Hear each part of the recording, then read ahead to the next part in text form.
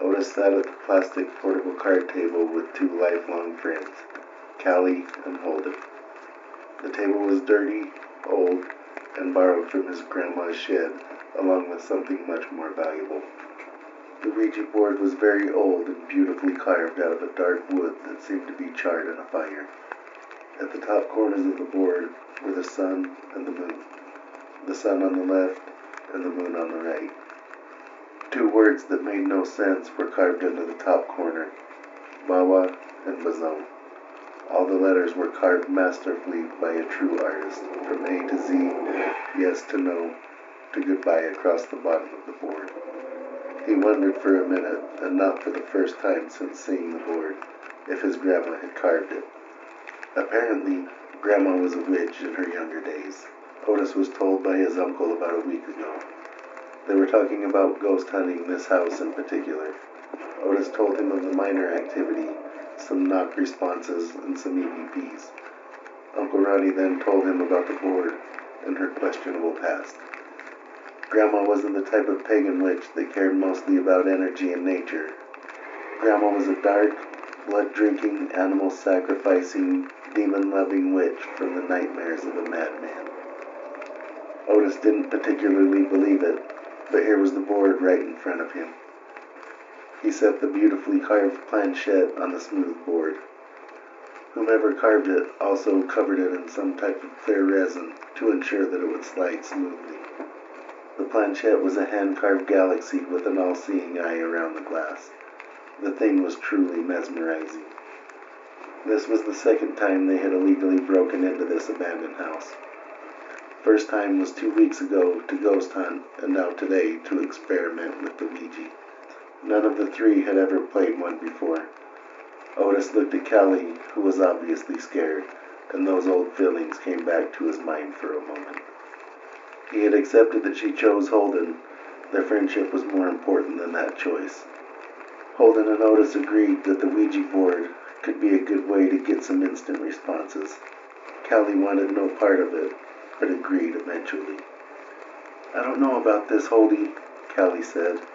That was about 30 minutes ago as they set up the table and chairs. Holden and Otis did their best to assure her that everything would be okay. Now they sat at the board, and Callie voiced her opinion again. "Holdy, I don't know about this." It was Otis that tried to comfort her this time. "Callie, I really don't think that Holden would put you in danger." She nodded slightly, knowing Otis was right. "Don't forget, we were here just a couple of weeks ago, and we're good. This is just a way to get more clear responses." She smiled and thought about how lucky she was to have these two men in her life. "You're right, I know that," she said, "but I don't think that you would either." For the first time, Otis scanned the candlelit, unfinished basement. He understood what she felt now. Callie was right. The atmosphere was completely different this time. The walls and the floor were cement in this large rectangle room. The ceiling had no sheetrock, leaving the beams and wires completely exposed. The walls disappeared in the darkness. The candles were not bright enough to light the entire room. "Are you ready?" Holden asked, then gave Callie's hand a soft squeeze to try to comfort her. Holden did not wait for an answer before he put his first two fingers on each hand lightly on the planchette. "Do it soft like this. We want it to be able to move." Otis placed his fingers on next, then they both looked at Callie. Holden was still not sure if she would play. Her face said no. He really hoped that she would. It is said that the more people that played would give the entities more energy to communicate. As she got close, her fingers were mere inches from the planchette, when Holden pressed hard on his side of it and made a loud psst noise. Callie nearly jumped out of her skin. "Damn you, Holden!" She was pissed. She hit him twice. Not real hard, but Otis knew that Holden felt the blows. Holden laughed and rubbed his arm. Otis smiled uncomfortably. "Sorry, babe," he said, and it did sound genuine. "You're too scared, so I had to do something to break the tension." Otis could see his point. "I guess that kind of makes sense," she said, clearly still unhappy. "But don't do shit like that again." "I won't, babe." he said, then planted a kiss on the center of her forehead. "Okay, for reals this time. Are you guys ready?" He said this as he replaced the planchette in the center of the board. Holden placed his fingers gently on first. Then Otis watched as Callie put hers gently on. Otis went last. Holden told them that they need to circle the planchette 3 times in the center of the board, then ask if anyone is with us. That turned out to be the worst mistake these 3 would ever make. As soon as the 3rd circle was complete, the atmosphere changed drastically. The flames on the candles began to burn taller and brighter. The temperature dropped at least 10 degrees. An even colder dust devil spun and grew its way out of the eye of the planchette, then away into the darkness. As if reading Callie's thoughts, Holden said, "Don't take your hands off, babe. It's okay." She looked at him with eyes full of tears, but said nothing. "We got this, Callie," Otis encouraged.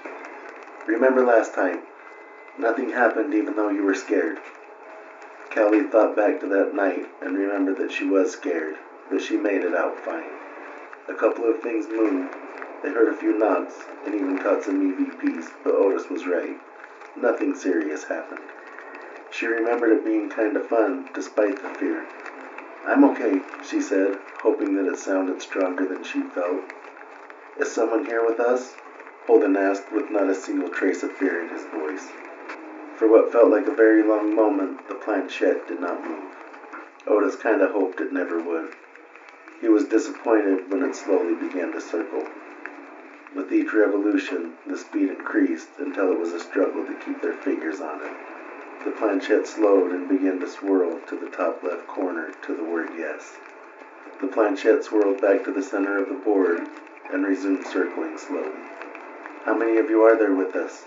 Otis asked, trying hard to hide the shakiness in his voice. The planchette did its whirl and swirl motions to get to the number 2.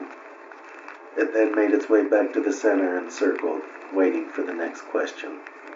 "What are your names?" Holden asked. Otis thought he could hear a hint of fear in his voice. The feeling in this place was completely different than last time. Otis now knew that Holden could feel it also. The unseen presence, or presences, swirled the planchette to the number 1. It then spelled 4 letters. BAWA. It swirled back to the center, but only for a moment. It then swirled to the number 2. This time it revealed 5 letters. BAZON. The planchette then made its way back to the center and patiently circled for the next question. This time, however, the air began to spin with it like a weak tornado. The beams began to vibrate, causing dust to stir in the air. The candles brightened and burned with a lot more intensity. Holden asked what Otis thought to be a dumb question. "Is that you?" The planchette swirled faster, causing the air to swirl fast enough that it was moving Callie's hair. The beams vibrated harder, causing the floorboards to the room upstairs to shake. The candles brightened again, and now lit basically the whole room. The planchette shot to the word yes, then with the same rapidity moved back to the center of the board. It circled fast, waiting for the next question. Callie's face was a mask of fear, and Otis guessed his face was the same. He was terrified. "Are you an evil spirit?"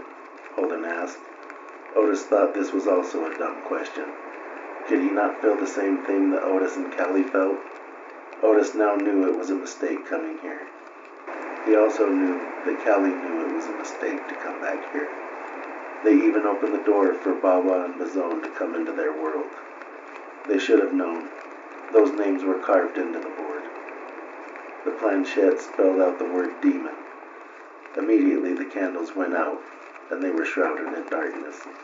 Callie's scream echoed off the cement walls, then disappeared up the stairs. Otis heard her soft sobs, but not for long. Footsteps stomped around the upstairs, then down the wooden stairs, and an awful smell whooshed into the room and engulfed the 3 ghost hunters. Callie screamed again, but this time it was not just her screams that echoed up the stairs. Callie had been taken by something unseen. Otis guessed it was Bawa or Bazone. Everything was silent. No footsteps and no screams from Callie. Simultaneously, Otis and Holden turned on their flashlights. Holden made a move to bolt up the stairs, but Otis caught his arm. "I know we have to go get her," Otis said, hoping that his friend would listen. "We just have to be smart about it. We can't even see what took her." Otis was hoping that he could calm his friend. Otis could see that Holden knew his friend was right, but Otis could also see that Holden was not going to listen. "I have to get her," Holden said with tears in his eyes, then yanked his arm away from his longtime friend's hand. "I have to get her." Holden stomped up the stairs, and his light went with him. Otis knew that this was not a good situation. He could hear Holden's footsteps frantically running through the house. Him being frantic was exactly what Otis was afraid of. The pounding footsteps stopped. Otis prayed that was a good thing, but he doubted it. He took a few deep breaths, trying to muster the courage to go find his friends. He knew that he would go, but he just did not want to. Callie's back slammed into the wall only seconds after she had been swept away by the whirlwind. She recognized instantly that this was the master bedroom. This was where most of the activity had occurred on their previous trip. It was where both husband and wife had died a few years ago. Callie could clearly feel the entity watching her every move. She was now glad that Otis insisted that they all have a weapon if they were going to explore abandoned places. "You never know if a person or an animal would be living there," he told them. Callie removed the knife from its sheath, then got to her feet. Her vision was blurry thanks to the tears pooled in her eyes. There was only a moment of silence, disrupted by footsteps stomping around the house. Callie was terrified and began shaking. "Callie!" a demonic-sounding voice screamed. "Callie!" the voice said, and the footsteps were getting much closer, far too quickly. Now she saw the orangish glow moving towards her wildly. Callie stood with the knife by her ear like Holden had shown her. She did not know if it was the proper defense stance, but it would have to work. The door filled with a large black silhouette engulfed in bright orange light. "Callie!" the demonic voice said as it took a tentative step towards her. "Get the fuck back!" Callie said, and did not notice her grip tighten on the knife. Without knowing she did it, she brushed her other hand across the cross she always wore around her neck. "Leave me alone!" She did not feel like she could be intimidating, but she hoped that she was. "Callie," the demonic voice said again, "I am here for you. Please take my hand." The demon took 2 more steps toward her, giving Callie a surge of courage. She charged, knife up, hoping that she would do maximum damage. She brought the knife down once to the demon's throat, then again into its eye. It tried to screech in pain, but its neck was so damaged it came out in a weak gurgle. The demon fell to the floor in a heap, then wriggled for a moment before it fell still. There was a dim orange light coming from under the creature. Callie assumed the light would die out when it was completely dead. The Ouija said there were 2 of them. The other was either here now or would be coming soon. She already heard footsteps stomping their way up the wooden stairs. Callie hoped the demon did not hurt Otis or Holden. She now saw a similar light as the first demon flying around the main floor of the house, looking for her. The steps and the light were getting far too close, far too quickly. She tightened her grip on the knife, then jumped behind the door. The footsteps stopped. Fuck! Callie hoped it would be Holden or Otis, but judging by the voice, it was the other demon. She was fearful for her friend and boyfriend. "Callie!" the voice shouted aggressively. "Callie, where are you?" The footsteps resumed, but now they were calm and careful. Callie could see the light shining through the crack between the door and the door jamb. The creature was just outside the door. "Fuck!" it said as it stood over the other demon in the doorway. She could hear his frantic breathing as it stepped over the body of his fallen friend. The second she saw the silhouette, she pounced. Callie brought the knife down hard on the back of the neck. He tried to scream, but like the other demon, with the same result. It came out in a gurgle. The light fell, landing loud on the hardwood floor as the body fell atop the other. The light spun like kids playing spin the bottle, giving the room a psychedelic effect. It stopped, pointing directly at the two bodies on the floor. As much as she didn't want to look, she had to see what had been after her. Callie looked down and immediately screamed in horror. Lying on top of Holden was Otis with a hunting knife sticking out of the back of his neck. Callie dropped to her knees and screamed again. She covered her tear-soaked face with shaking hands. She knew coming here with the Ouija was a bad idea. Her screams were muffled by her hands. She did not hear the footsteps coming towards her. A horrible-smelling whirlwind engulfed her, whipping her hair wildly. Callie barely noticed. It scooped her up and whooshed her away into the dark of the basement. Callie did not scream, nor put up a fight. Thanks for coming on a ride with Lost Souls. Please come back next week for another drive and another story. And remember, all lost souls are welcome here.